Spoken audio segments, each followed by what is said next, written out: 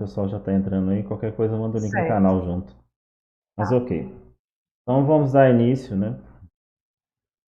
A primeira semana, né, com a minha fala, que vai ser sobre a mente na neurociência cognitiva, certo?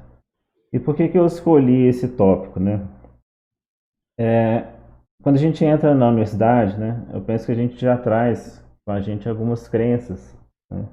E a gente tem que estar aberto, né, a reformular essas crenças durante o processo de aprendizagem.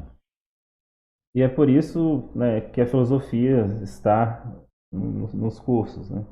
Justamente para ajudar a gente a pensar de uma forma diferente.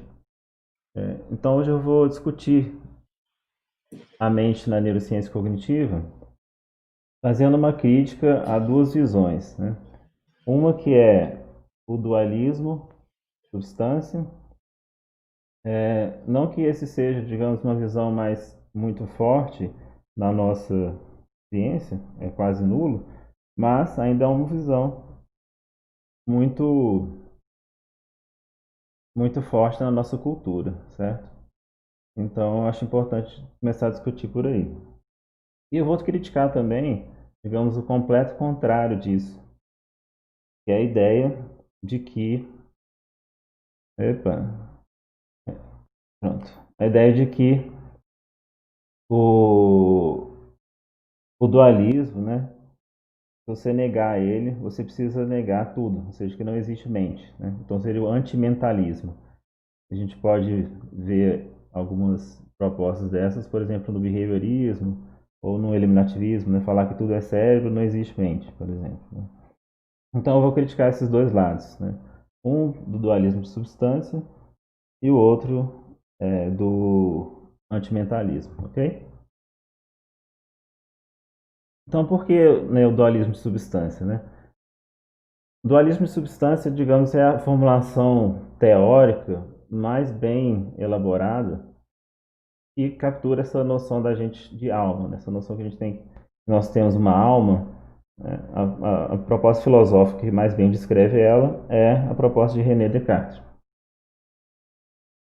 que é dualismo de substância, certo? Então ele fala o seguinte, que a alma é uma substância imaterial, sem extensão, ou seja, não tem largura, não tem comprimento, não tem profundidade, e não ocupa volume no espaço, é indivisível, certo? Como se divide uma alma em 6 pedaços? Então, não faz sentido, certo? E dessa doutrina, né, leva a outra, né, de que só uma pessoa que pode ser dividida, aquilo que pode ser dividido em pedaços, que está sujeito à morte. A alma, como ela é única, ela não poderia, né, acabar. Então, leva a ideia de que a gente tem uma vida após a morte, né?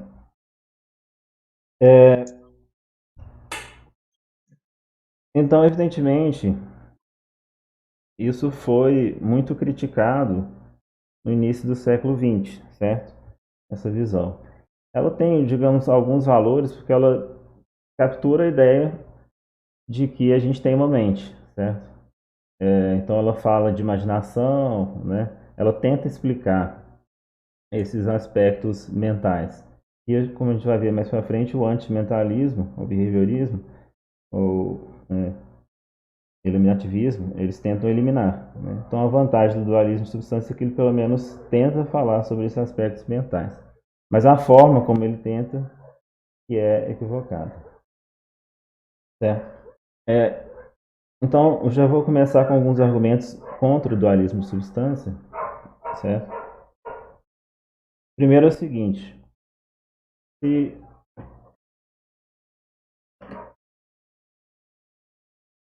se é o ser humano que tem uma alma, né? Geralmente a gente não consegue pensar os animais como tendo alma, certo? E aí você poderia até pensar, né, um cachorro ter alma, alguma coisa assim, né?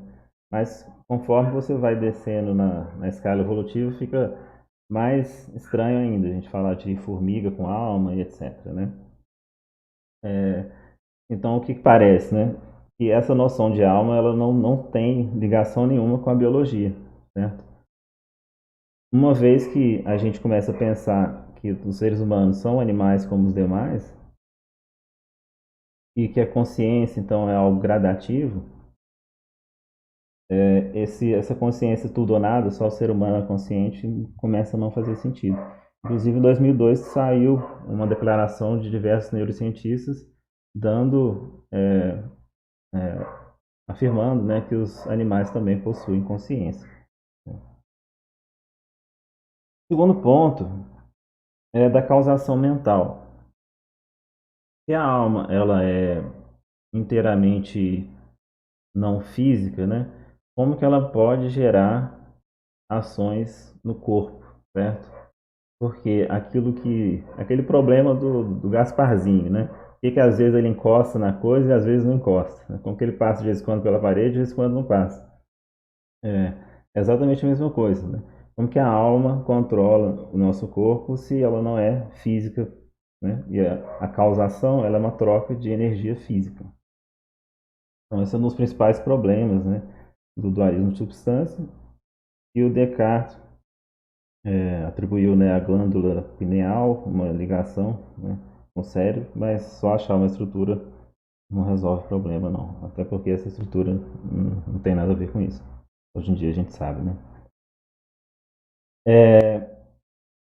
Tem um outro problema que é o seguinte: qual seria a função da alma, né? Se a gente pensa no cérebro como tendo diversas funções como memória, personalidade, pensamento, emoção, né? A nossa personalidade, ela não fica em um lugar específico do cérebro, né? Mas a gente sabe que depende do cérebro para funcionar. Tanto que você pode ter uma lesão cerebral que muda a sua personalidade, né? Como é o caso do famoso lá do Phineas Gage, né? Nós podemos ter lesões que mudam nossa memória, né? Podemos ter lesões no cérebro que mudam a nossa forma de sentir emoções, nossa forma de pensar. Então, tudo que isso que era atribuído à alma, né, a gente vai vendo no cérebro como o responsável, certo? E aí, como é que fica essa divisão, certo? Para que serve a alma se, né, o cérebro já está respondendo essas perguntas, né? É,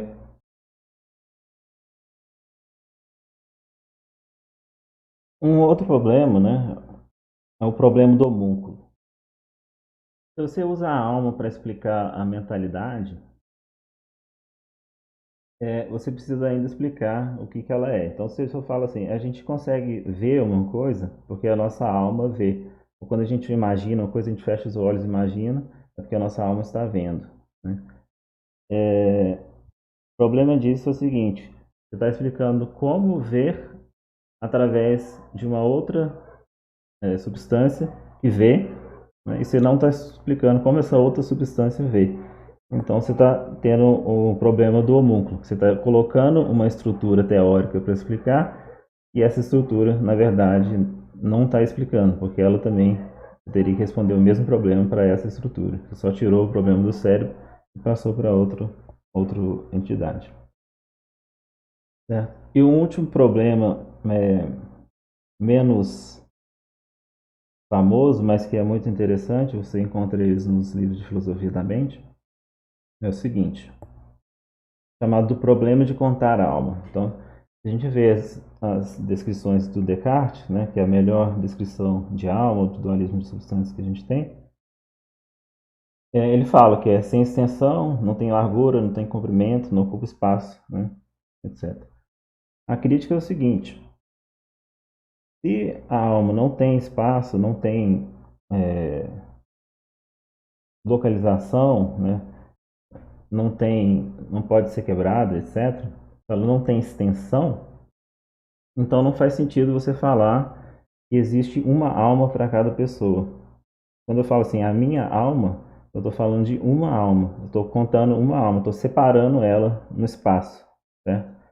Então é uma contradição de termos você falar que a alma não tem extensão e eu falar que eu tenho uma alma e o Daniel tem outra alma e a Jéssica tem outra alma. E aí você estaria separando elas em termos de extensão. Você estaria dando uma extensão para essas almas, né? Uma está aqui, comigo, outra está ali com o Daniel, outra está com a Jéssica, outra está com o Michael. Então você fala que ela não tem extensão, mas no fim das contas você usa ela como se ela tivesse extensão. Certo? Esse é também um problema bastante grave do dualismo de substância, né? Além disso, né, tem outros problemas, se você parar para pensar, são bastante intuitivos, né? Se você for para uma coisa, né, como espíritos, uma coisa assim, né, para eles emitirem som, eles precisam de corda vocal, né? E corda vocal, que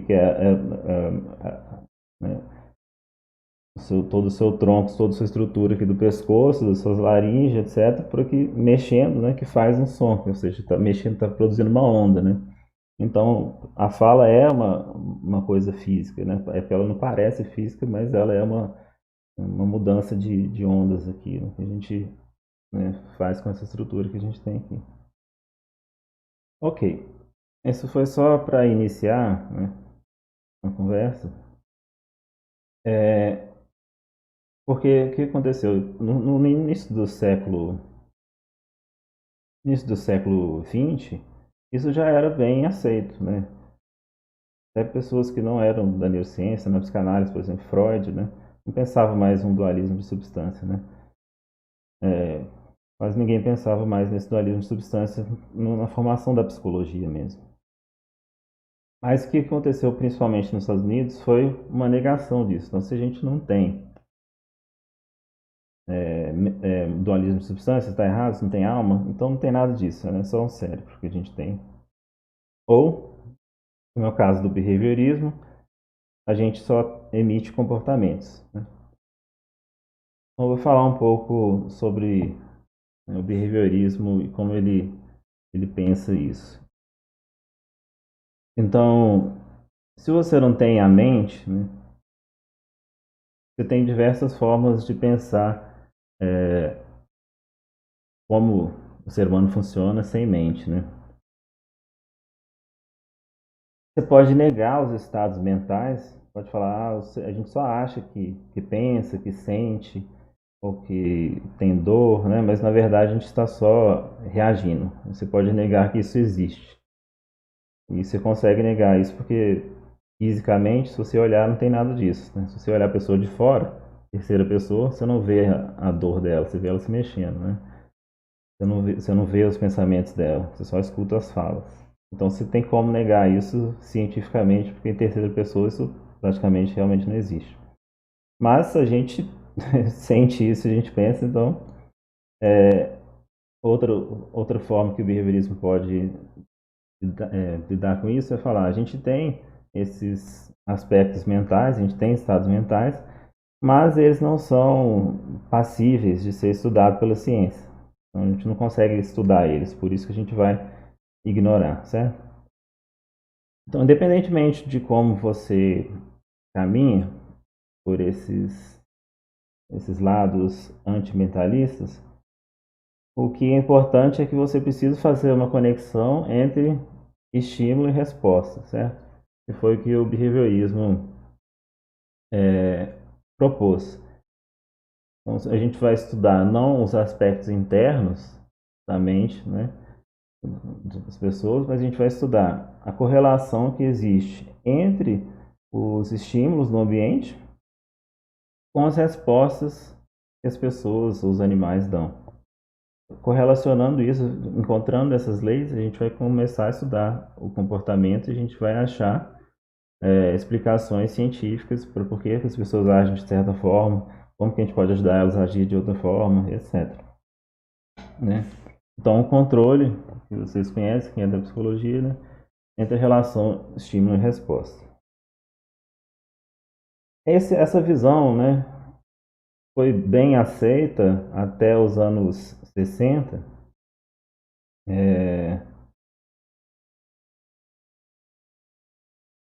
mas, né, lá nos anos 60 já começaram, 50, 60 já começaram algumas críticas a essa visão, né, pelo cognitivismo, né, o início da ciência cognitiva, que surgiu lá para os 50 e 60 com profissionais da inteligência artificial, da filosofia, da psicologia, da linguística, da antropologia, estavam pensando da mesma forma, né?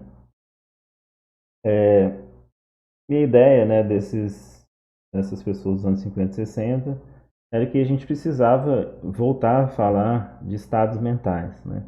Não de dualismo, evidentemente, mas de estados mentais de alguma forma científica, em vez de simplesmente negar esses estados mentais ou excluí-los, né, para tentar tornar, né, a ciência mais possível. Uma coisa que eu queria comentar já é que, é, na tentativa, né, de dizer que a gente não pode estudar estados mentais, era muito comum falar que a ciência não infere, né? A ciência estuda aquilo que é observável, né?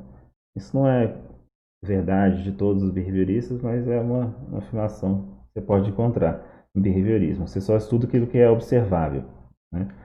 Então, na medida que você tem que inferir demais, né, você não está virando, você não está fazendo ciência. Mas isso fica cada vez mais falso, né? Se você considerar a física, por exemplo, que já estudou buraco negro, partícula subatômica, partícula de Higgs, coisas que nem mesmo conseguia ter evidência, né? E inferiam que existia, né, pelos cálculos. E depois encontraram evidências dessas estruturas. Ou seja, a lição que dá para tirar daí é que você pode ter estruturas não observáveis na sua ciência que não tem problema desde que você tenha evidência de que elas existam de fato, né? É, ou que se você tiver razões para acreditar que elas existem, né? Como foi no caso da física. Não tinha evidências ainda, mas tinha razões, né? Os cálculos da teoria previam. Ok. É, então, né, para quem é da psicologia, já entende, né, um pouquinho de behaviorismo, eu não vou ficar falando o que é mais claramente. A gente pode conversar também depois, né? A parte da conversa da palestra. Mas então eu já vou entrar direto nas críticas ao behaviorismo, que é onde eu vou passar para chegar na mente da neurociência cognitiva, certo? Então, como eu estava falando nos anos 50, anos 60, diversos cientistas de diversas áreas começaram a pensar a mente como um processador de informação. E os dois principais críticos que eu vou mencionar aqui são o Jerry Fodor e o Noam Chomsky, né? E o Noam Chomsky, quando ele leu o livro do Skinner, né, Comportamento Verbal, foi quando ele resolveu tentar acabar com o behaviorismo, e ele é conhecido como, né, a pessoa que mais destruiu o behaviorismo com a crítica que ele fez a esse livro do Comportamento Verbal do Skinner. E o Jerry Fodor, que é um filósofo que deu início também à ciência cognitiva e estruturou formas de pensar nesse sentido de processamento de informação, e também fez críticas ao behaviorismo junto com o Noam Chomsky. Então eu vou falar um pouco do que eles estavam criticando, certo? Então o Fodor chama de behaviorismo qualquer tese que concorde que para cada estado mental você tem um comportamento, certo? Você não pode ter um comportamento sem. Você não pode ter um estado mental sem um comportamento. Se você não for, digamos, um negacionista dos estados mentais, então você precisa mapear pelo menos esse estado mental a algum comportamento. E qualquer crítica, né, qualquer tese que não siga isso seria mentalista. Ou seja, está colocando estados mentais que não estão diretamente relacionados a nenhum comportamento, ou pelo menos nenhum comportamento observável.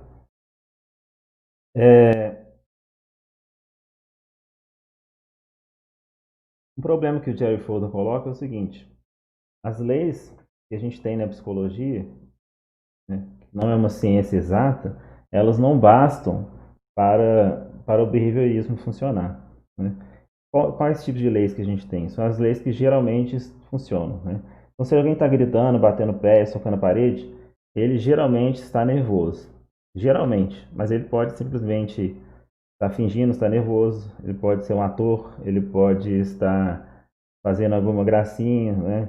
Ele pode ter inúmeros estados mentais relacionados a esse comportamento de gritar, bater o pé, socar a parede, etc. Então, só que para o behaviorismo funcionar, né, o comportamento tem que ser, né, sempre assim, né, se você tem que identificar inteiramente pelo comportamento os estados mentais. Se eu consigo variar assim o comportamento, o mesmo comportamento significar estados mentais diferentes, então você não tem mais para cada estado mental um comportamento, você não tem mais o behaviorismo. Esse é um primeiro problema. Em contrapartida, se você adicionar estados mentais, você consegue explicar. Olha, não, dessa vez ele não estava, ele estava só fingindo. Né? Fingir é um estado mental. Né? Um outro problema é esse de ignorar os estados internos como explicação. Né? Vou dar um exemplo aqui bastante banal, mas vai ser fácil de acompanhar. Okay? Se eu pedir para vocês, para alguém, né, responder rapidamente, se eu falo uma palavra, a pessoa responde outra palavra que vem à mente o mais rápido possível, ok? Aí vamos falar que eu falo, vamos supor que eu digo Bruno Marquezine, né, certo? A pessoa responde Neymar, né? Falo Neymar, a pessoa responde futebol, por exemplo.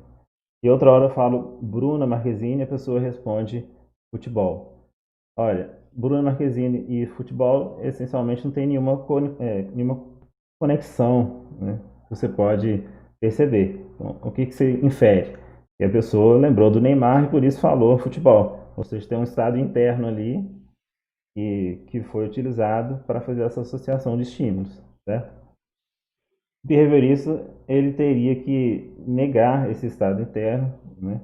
Porque ele não trabalha com esses estados internos, né? Então o Fodor fala o seguinte: se a sua ciência está te mostrando que tem um estado interno, por algumas evidências, então você tem que aceitar isso, né? Se você está negando os fatos por causa da metodologia, então a metodologia que é o problema, né?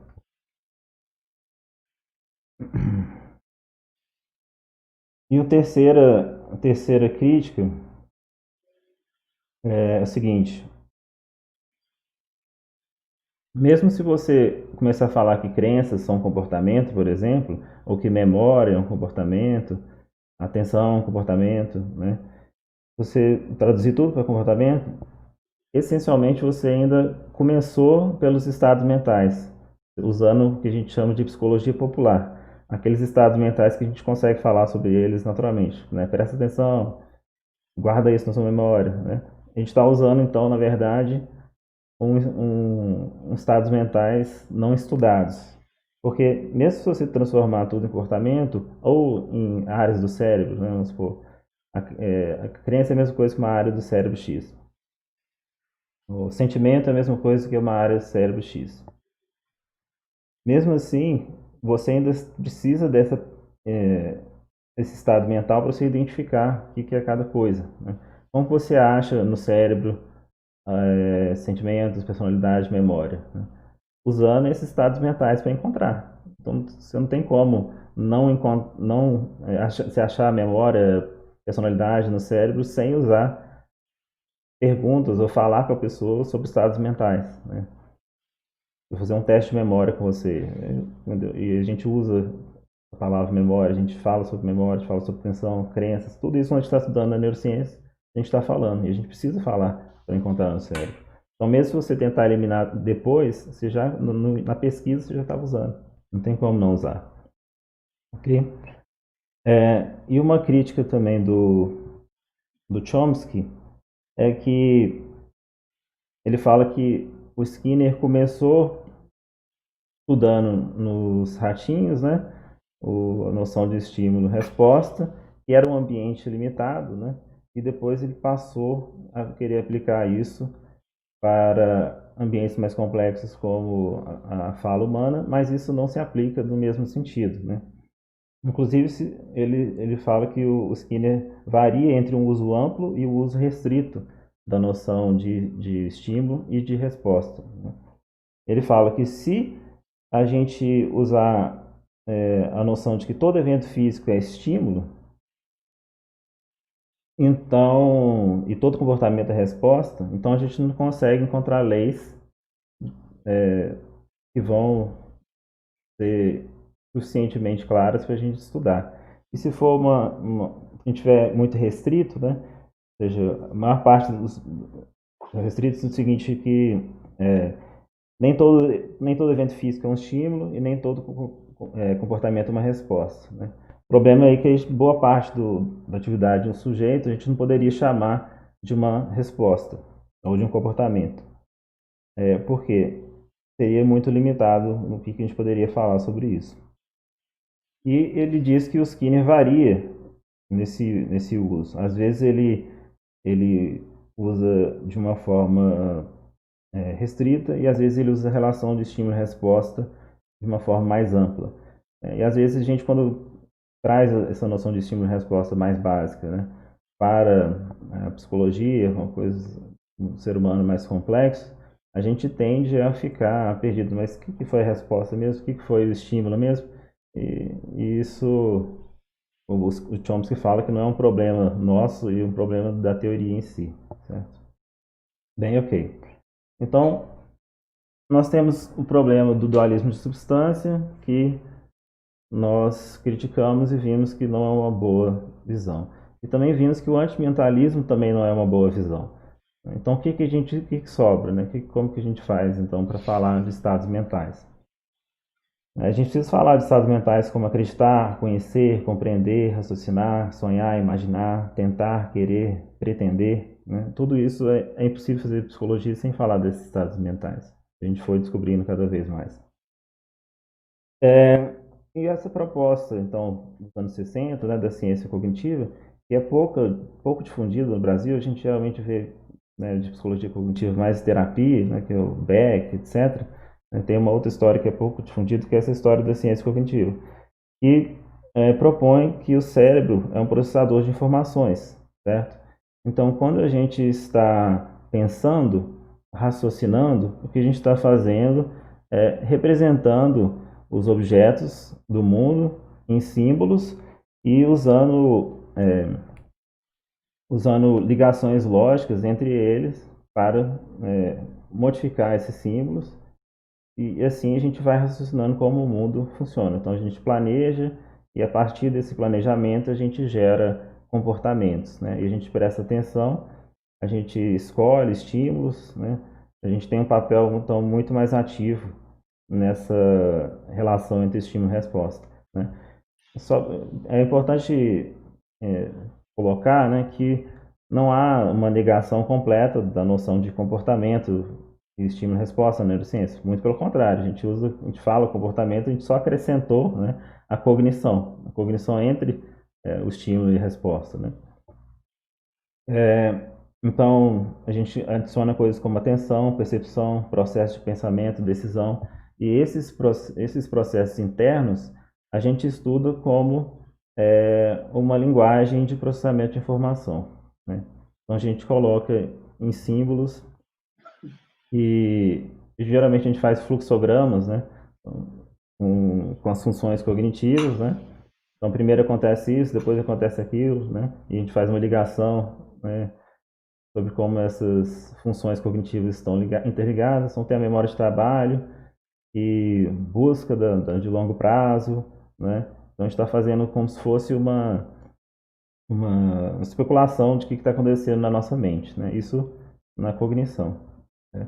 E aí a gente entra nos 3 níveis de explicação do David Marr, que foi um neurocientista famoso nos anos 80, mas que morreu muito rapidamente, morreu com 30 anos de idade. Mas antes de morrer, ele lançou esse livro sobre a visão, e lá ele coloca 3 níveis de explicação, né, do cognitivismo, né, da neurociência cognitiva. Né? Ele fala de um nível computacional, um nível de representação e algoritmos e um nível de implementação. Né? O nível de o nível computacional é aquele que fala primeiramente o que a função faz. Então, para que serve a linguagem? Serve para comunicar, né? A gente recebe o som o som a gente traduz, né? Não sei, para português, etc. O Daniel que sabe de linguagem, depois ele explica melhor.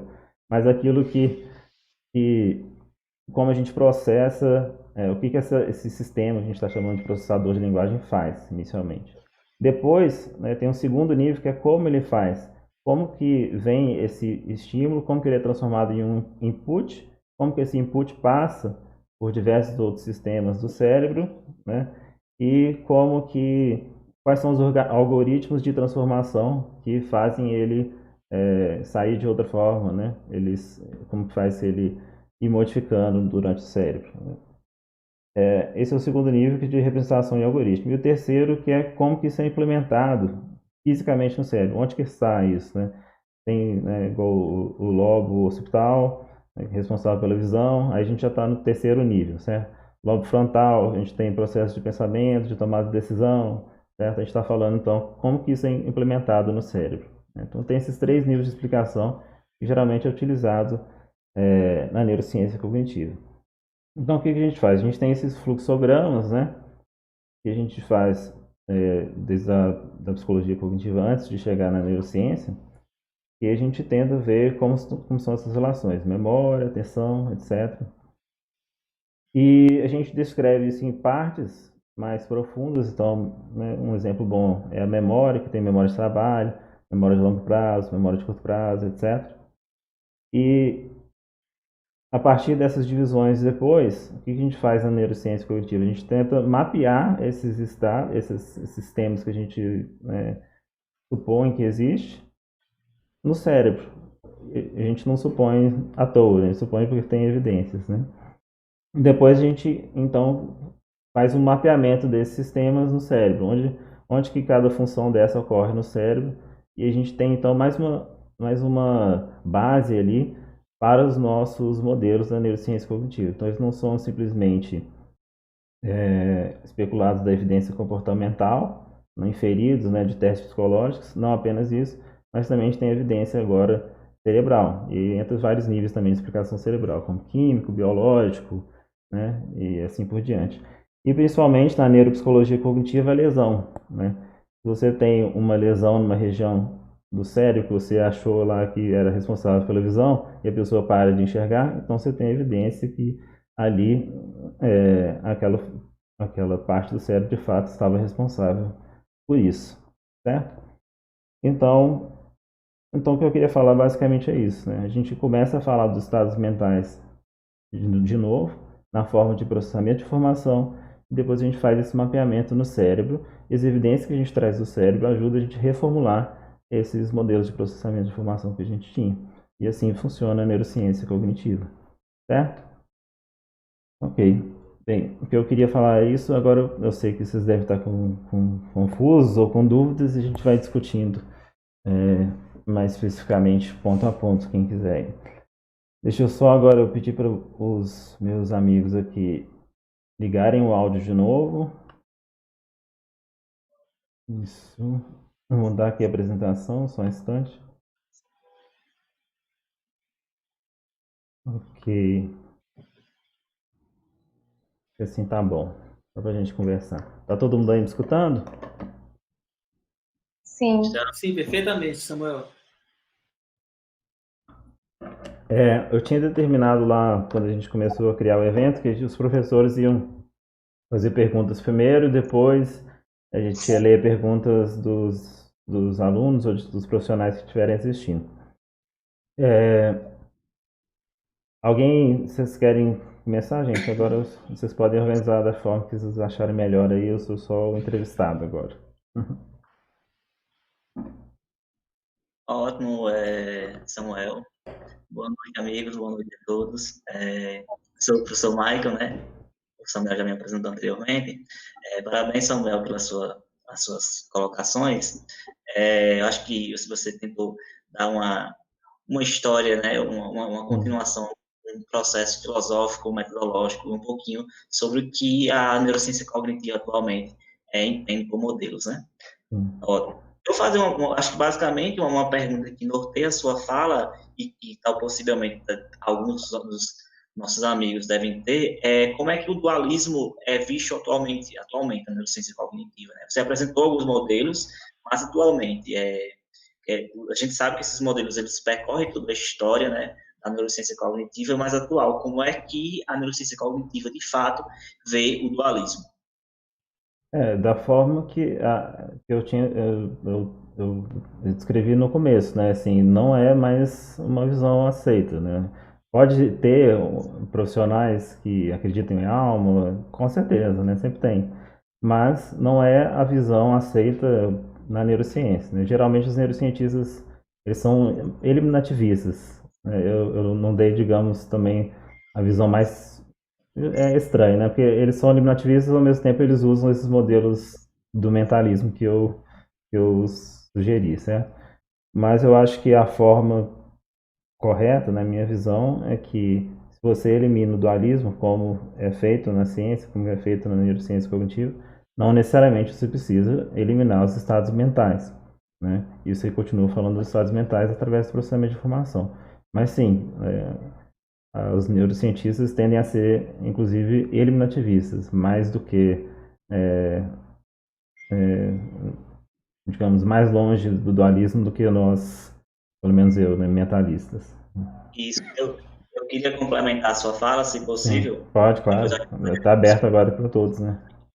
que é bom o pessoal que está nos assistindo, perceber ou relembrar que tipo, essa visão dualista, ou essa visão monista dentro da neurociências, ela está muito relacionada à linha teórica que o próprio neurocientista, né, está seguindo. Porque a gente sabe, o nosso foco aqui é neurociência cognitiva, mas quando a gente fala neurociências, existe um amplo campo da neurociências, até a própria neurociência comportamental, a Isso, neurobiologia, né, isso. que teoricamente uma linha que eu gosto bastante, mas que traz esse processo de mente como sendo o próprio comportamento. Né? Quando Exatamente, isso. sua fala, é muito importante a gente citar que como que o dualismo, a neurociência cognitiva está vendo, mas está muito relacionado com o próprio processo filosófico que vai estar em torno da neurociência. Né? É uma Sim, neurociência cognitiva, uma vez que a própria neurociência ela possui sua filosofia, né? Não existe um processo sem uma filosofia, sem uma construção sim. teórica. Isso é uma coisa que eu queria ter falado durante a minha fala, eu esqueci, inclusive, que existem, né, ainda, digamos, neurocientistas que tentam mapear todo o estado mental no comportamento e neurocientistas que tentam mapear tudo no cérebro também, ou seja, são antimentalistas. Isso é muito comum, né? Isso é, Isso, inclusive a maioria, né? isso vai muito de encontro ao que eu penso também, né? Sim, Como pesquisador, porque hoje sim, em dia a gente está tá muito relacionado com o processo de processamento de informação, como você falou anteriormente, né? sim, Essa relação de mente, essa relação de comportamento, de sensação e percepção, sim, que é essa relação de dualismo, é o que é corpo, o que é mente, está muito relacionada atualmente com o processamento de informação, como a neurociência cognitiva vê, né? Que é justamente como você falou, processos, fenômenos sociais, como você falou, o preconceito, a discriminação, elas são vistas na nossa mente, elas podem ser pontuadas. A gente pode, teoricamente, mapear áreas do nosso cérebro que respondem a certas atitudes e comportamentos. Mas, como você falou anteriormente, não há relação de causa e efeito. Né? sim, É uma exato. correlação, É é isso. uma correlação de atividades mentais com o nosso processo de ambiente. Sim, sim. Isso, concordo, concordo. Alô, É, vocês têm alguma colocação, meninos, antes que eu passe para as perguntas do pessoal? tem alguma. Jéssica, Daniel, vocês querem fazer perguntas também? Eu acho que pelo avançar da hora a gente poderia priorizar as perguntas dos alunos. Ok. E aí, a não ser que o Daniel queira, mas eu abro minha vaga, o meu Ok. tempo de fala para os alunos. Bom, eu só ia pedir o Samuel para comentar um pouquinho a respeito de algo que, de uma certa forma, o Michael já até levantou, que é a respeito desses estudos correlacionais, né, esses estudos de correlação anatomo-funcional, ou seja, em que você encontra uma associação, uma correlação entre uma experiência ou um comportamento e o funcionamento de uma área ou de um circuito no cérebro. E como isso contribui realmente, ou até que ponto isso contribui realmente com a explicação dos fenômenos mentais, né? Não apenas para uma descrição de certas coincidências entre estrutura e função, ou entre certos processos que acontecem no nível biológico e as funções mentais, mas no sentido de uma real explicação a respeito do processamento da informação, do Sim. modo como Pois bem, ou até da emergência da experiência, que é aquilo que a gente sente, por exemplo, aquilo que a gente experiencia quando a gente sente uma dor no dedão, então aquilo que a gente experiencia quando vê um objeto vermelho, o que é isso que eu experiencio como a cor vermelha, por exemplo. Se eu mapear cada processo no nível dos neurônios, cada processo molecular que coincide com a minha experiência da cor vermelha, a que ponto que isso me permite explicar o que é experienciar a cor vermelha. Acho que o Samuel com certeza está muito familiarizado com esse tipo de pergunta, mas eu gostaria que ele falasse só um pouquinho a mais. Sim, acho que você fez mais ou menos duas perguntas, né? Eu acho que foi uma mais ligada aqui o que a explicação do cérebro de fato ajuda, e outro um pouquinho mais amplo, né? Como que isso ajuda a gente a entender estados mentais mais, né, pelo lado fenomenológico, né, digamos assim. Então, eu vou responder a primeira, né, que inclusive comecei a falar, né, durante a fala, eu acredito, né, que a explicação mesmo, ela se encontra no nível cognitivo, certo? Porque através do nível cognitivo a gente consegue prever o que vai acontecer, e a previsão que é a explicação, certo? Mas isso não é dizer que é, a correlação cerebral não explica.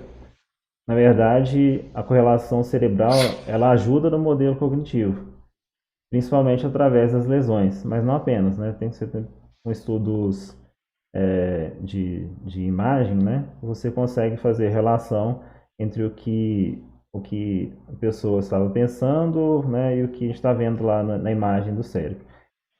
O que isso ajuda é que dá um novo nível de evidência, certo, para o modelo. Então a gente tem esse modelo cognitivo e a gente só tinha antes como melhorar ele através de teste psicológico ou comportamento.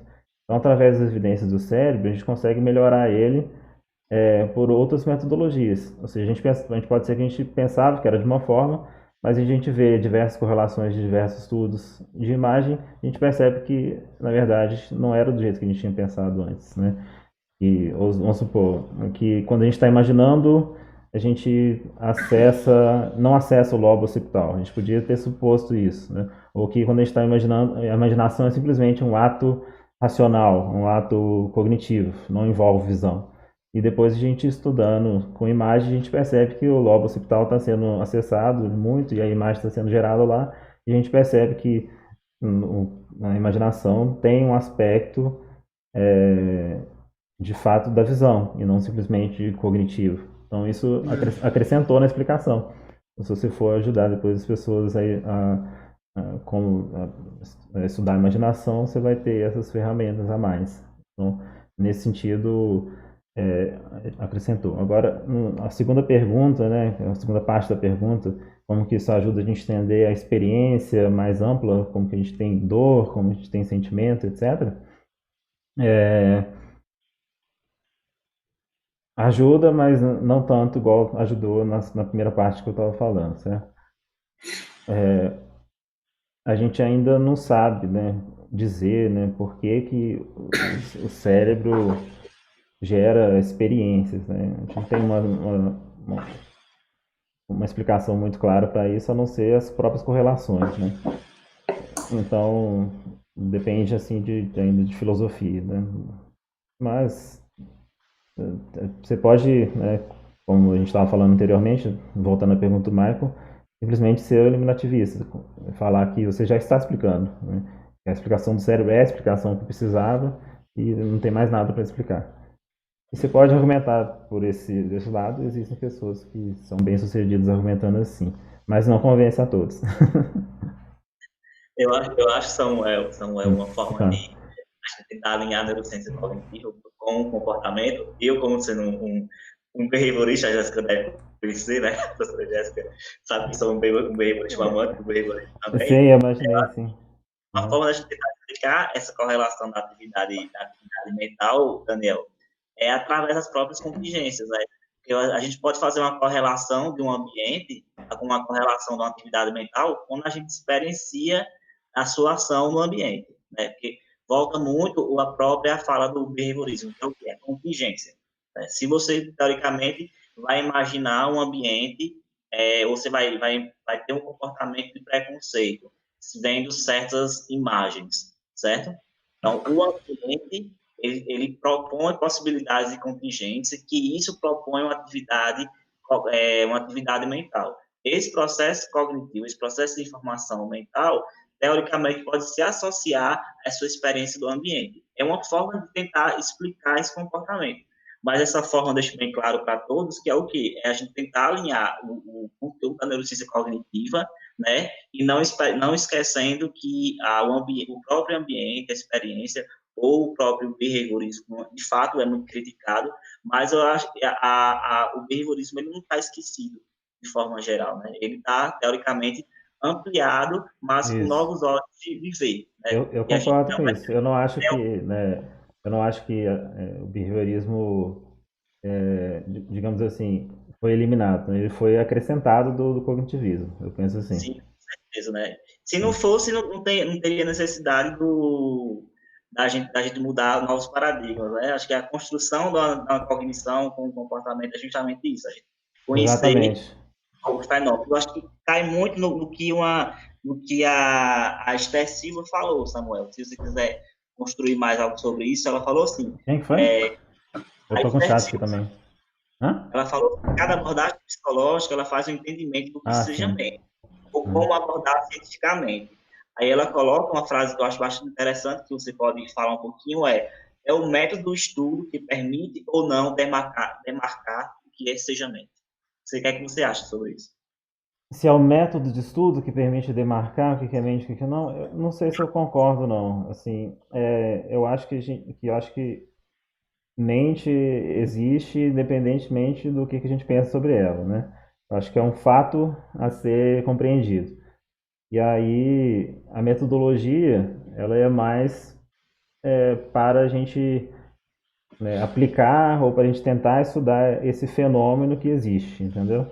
Então, eu não diria que depende do que eu vou falar, a mente vai ser de um jeito. Não. A mente é de um jeito, a gente precisa descobrir qual é o jeito que ela é. Atualmente a gente está pensando ela com processamento de informação, pode ser que está errado, tudo bem, mas é uma forma que a gente encontrou de estudar esse fenômeno. Pode ser que a gente encontre outra forma de falar sobre ela que vai estar mais correta e a gente depois elimine o processamento de informação, por exemplo. Mas não que a gente varie a nossa filosofia, cada um fala de um jeito, não. É um jeito para todo mundo, a gente só tem que descobrir qual que é o jeito certo. A Silvia Cesaro, obrigado, Silvia, pela pergunta. Passa mais, se quiser. Ela vai nessa linha também e ela pergunta para você o seguinte: ela fala, podemos ter o mesmo comportamento em diferentes estados mentais? Exatamente o que eu tinha falado, né? Esse é o problema que eu coloco aí pro Michael, né? Se você aceitar que o behaviorismo, você pode também mudar a definição do Foucault, né? A definição do Foucault é o seguinte: o behaviorismo pensa que para cada estado mental há um comportamento, né? Essa é a definição do Foucault, mas ele é um crítico, pode ser que ele estava definindo de uma forma mais forçada, né? Isso. Então, sim, acredito que com o mesmo comportamento você pode ter diversos estados mentais relacionados, como diz aquele exemplo, né? Se alguém está gritando, batendo o pé, socando a parede, ele estará geralmente nervoso. Ele não necessariamente está nervoso. Ele pode estar fingindo estar nervoso, ele pode estar fazendo alguma brincadeira, pode estar atuando, enfim, pode estar em inúmeros estados mentais e ainda assim ter o mesmo comportamento. Essa a principal crítica do Folder é justamente que não tem como você mapear inteiramente os estados mentais com o comportamento. Posso fazer uma provocação? Se eu conseguir responder ela, você pode, senão é melhor você ficar quieto. Tô brincando. Não, Espero que sua seja mais é, de minutos. é uma provocação inocente, porque veio à minha mente agora, talvez eu esteja completamente equivocado na pergunta, assim, mas é porque é o seguinte, por exemplo, a gente sabe que existem certos músculos, por exemplo, na face, que não estão sob controle consciente. Sim, sim. Então, por exemplo, certos músculos envolvidos na risada, não são todos que estão sob controle consciente. De maneira que, para você fingir que você está achando graça e ser convincente, por exemplo, eu já ouvi isso de atores até, você tem que, de alguma forma, dar um jeito de achar graça. Mesmo que você não conseguiria imitar certas expressões sem ter alguma... sem sentir de alguma forma aquilo que você está querendo simular. Então, assim, a dúvida que me aparece é essa. Quando a gente pensa em comportamento como ações muito evidentes, fáceis de enxergar, a gente pode chegar a conclusões muito diferentes do que se a gente pensar em comportamentos mais sutis, por exemplo. Nem eu poderia falar de mecanismos neurais funcionando dentro da cabeça, mas nem cheguei aí. Estou falando, por exemplo, de ação relacionada à musculatura que não está sob controle consciente, por exemplo. Sim, estando ou não sob controle consciente, acho que não faz diferença, né? Você tem estados mentais inconscientes também. Não faz diferença para o problema, né? Mas é porque... tá, desculpa. Mas eu entendi essa pergunta. Da pessoa fingindo que está nervosa. Sim, mas eu vou responder nesse ponto, pode deixar. É o seguinte, a pessoa que está fingindo que está nervosa, evidentemente, ela vai conseguir parecer mais nervosa se ela se deixar se sentir nervosa, certo? Quanto mais ela, né, o que os atores falam, né? Quanto mais você entrar no personagem, mais parece que você está sendo daquela forma. Mas, mesmo se ele entrar o máximo possível naquilo, né? Vamos supor, uma pessoa que está atuando, fingindo ser o Hitler, ela não vai ser o Hitler nem naquele momento, entendeu? Ela não vai se sentir com raiva no mesmo nível que uma pessoa que estava com raiva de verdade. Então, a pessoa que está atuando, ela chega próximo, mas ela ainda não está sentindo, né, a raiva da mesma forma que a pessoa que se ela estivesse sendo machucada, né? A pessoa que sentiu um golpe, né, na barriga, ela vai sentir uma dor e ela vai expressar aquilo. A pessoa que levou um soco de mentira, que ele é ator, ele vai tentar imitar esse soco. O comportamento pode chegar até bem próximo de te enganar, mas o sentimento não vai ser, ela não vai ter sentido a dor do soco na barriga. É isso. Ótimo. Eu acho que dá tempo para mais uma pergunta. Dá, Samuel, para você? Pode ser uma última pergunta aqui do pessoal, né? Apareceu. Você ia falar, Michael? Não ia fazer nenhuma colocação, não. Eu teria uma colocação, assim, só um pouco conceitual, que ia muito na linha do próprio Todorov, né? Porque em relação ao próprio comportamento. Esse exemplo que você falou, Daniel, quando a gente fala de músculo, assim, é muito importante a gente lembrar que o comportamento, ele não é apenas uma ação, né? Além de uma própria ação, essa ação muscular, né? A gente fala do processo de relação, de contingências e respostas, contingência ambiental, contingência de resposta, a própria atividade cerebral é uma contingência de resposta, né? Então, a gente tem que, além do processo de ação, né? A ação seria um pouco reducionista se a gente pensar no comportamento. Mas era nessa linha mesmo, como vocês estavam pensando. Sim. Você quer fazer mais alguma pergunta para o Samuel, das que estão aí? A Jéssica? tem várias perguntas legais aqui. Pode escolher mais uma última aí. Escolhe mais uma última que eu respondo. Eu acho que eu fico com vontade de escolher até mais do que uma, Samuel. Vamos duas, Samuel. Oi? Vai, uma das perguntas. Primeiro dia de. Não, mas já tá no De horário, evento. né? É a última pergunta agora. Bom, então, é porque eu não estou encontrando aqui agora, mas duas pessoas mencionaram, duas pessoas disseram que ficaram em dúvida a respeito daquilo que você falou sobre as cordas vocais. Ah, sim. Algumas questões, uma eu me lembro, eu não estou encontrando aqui, mas ela disse. Você explica você melhor, você entendeu o que eu quis dizer? Você que sabe disso? Ela diz assim: é possível pensar, por exemplo, é possível, por exemplo, você pensar numa sentença, numa fala, em algo falado sem que ninguém produza nenhum som, por exemplo, sem produzir nenhum som. Sim. Então ela está vendo por que esse exemplo que você deu. Ah, tá, então, não. Você foi falar do eliminativismo, você deu esse exemplo da corda vocal, porque assim, uma alma,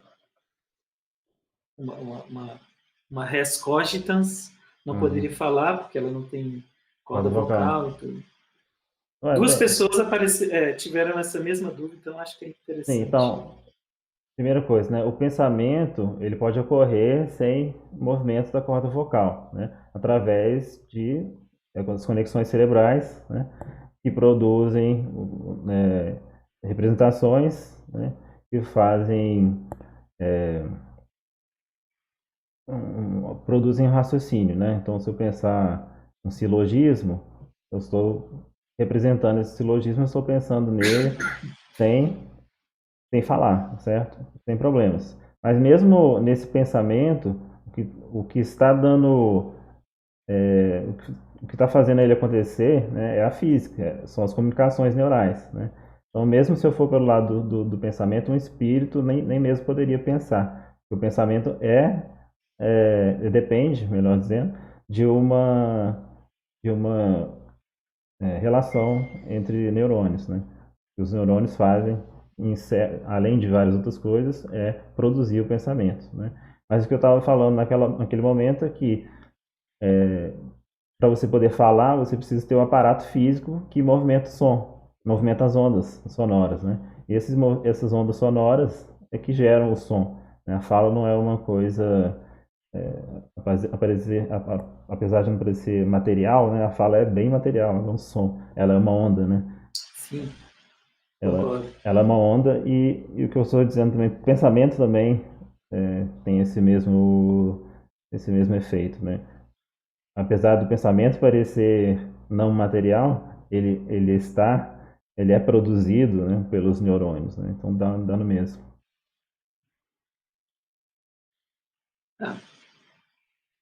É isso, né?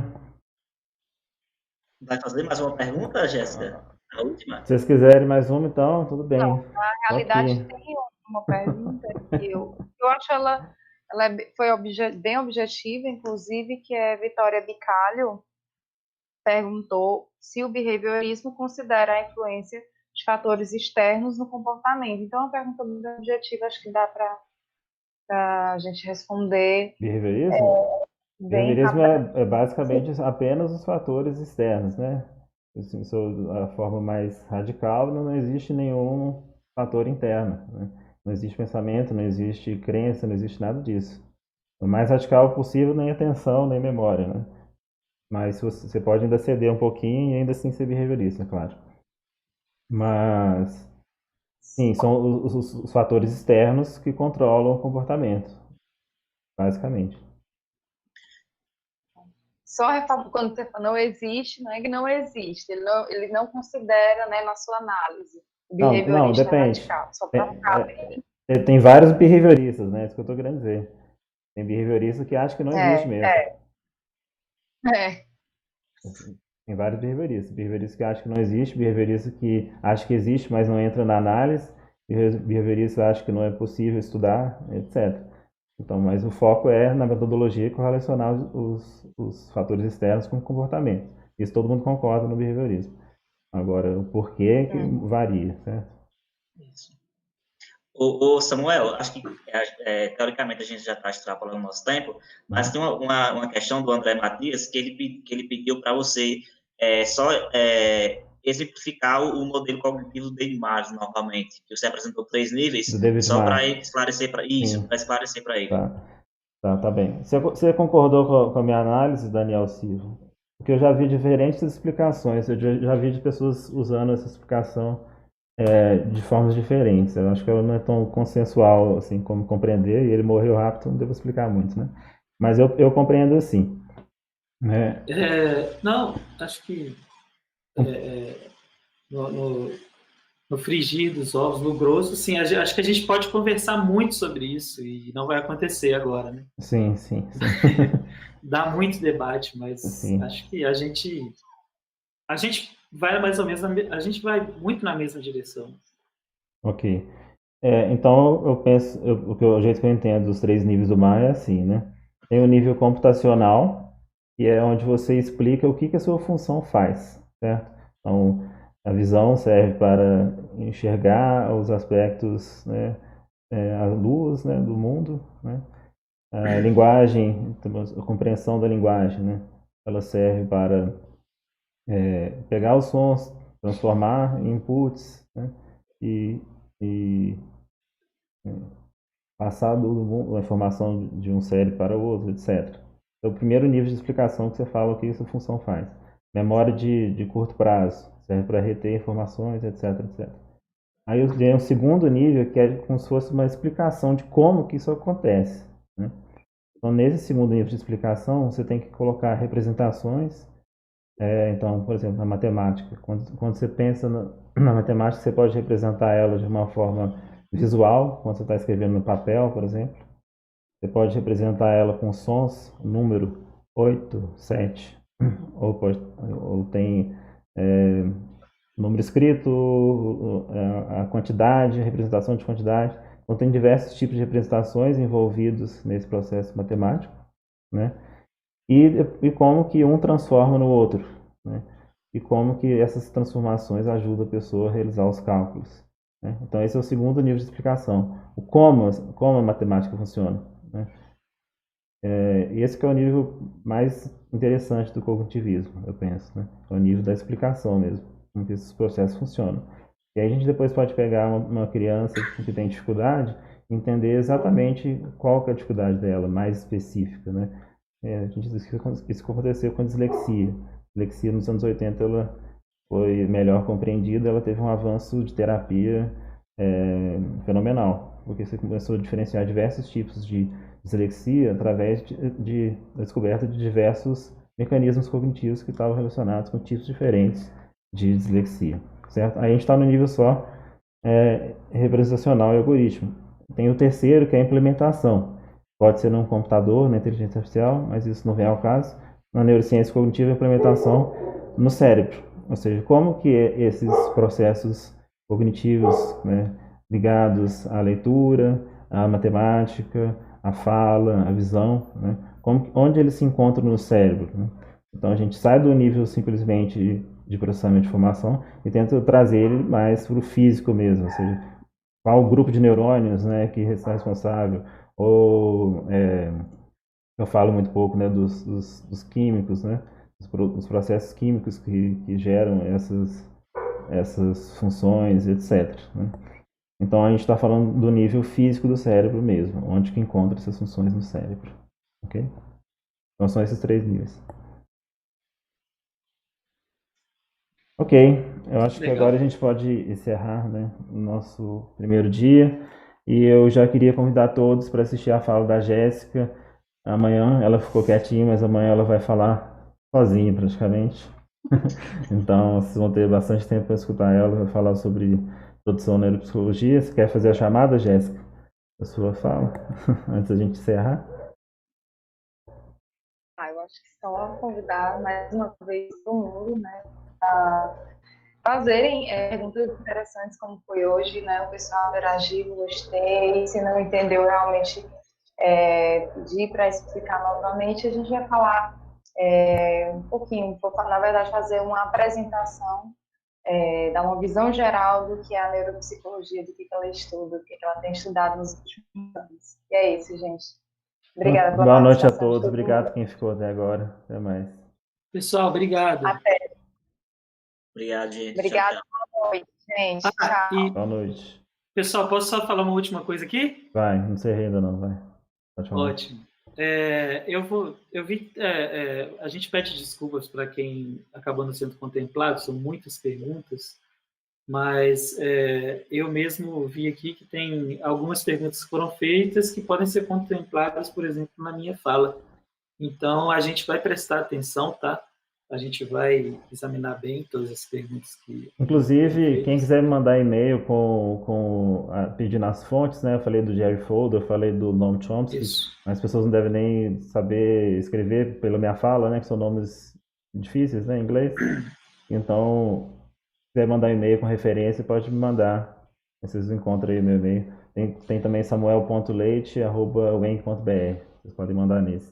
Eu mando referências sem problemas. A gente é professor do Estado e a gente está servindo a população. Então pode mandar livremente, não precisa ficar preocupado.